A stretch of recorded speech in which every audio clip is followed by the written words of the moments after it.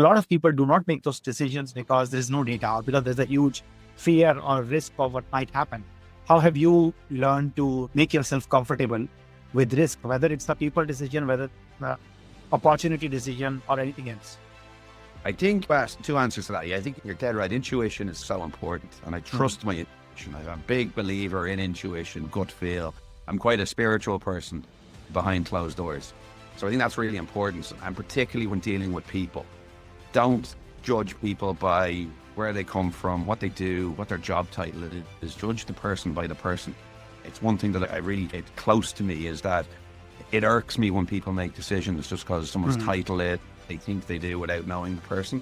So I think that's really important.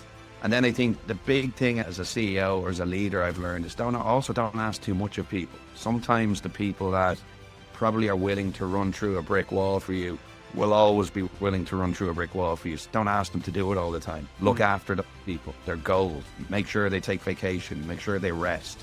There's a guy, Philip Corey, who is my head of business in the US Virgin Islands. Perfect example of that. The guy is, I consider myself very accountable, but he's just one of the most accountable people that I've ever seen.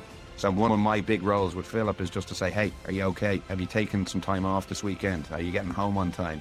So they're the balances, and I think I'm a big sports fan.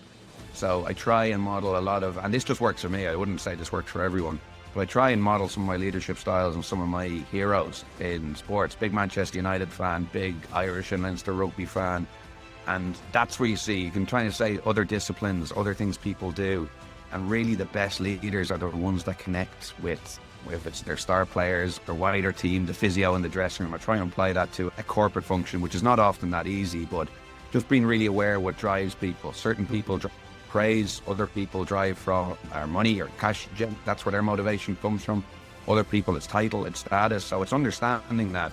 And then I think it's understanding what drives you. Sometimes leaders aren't overly, don't share what drives me. Well, I get energy from people.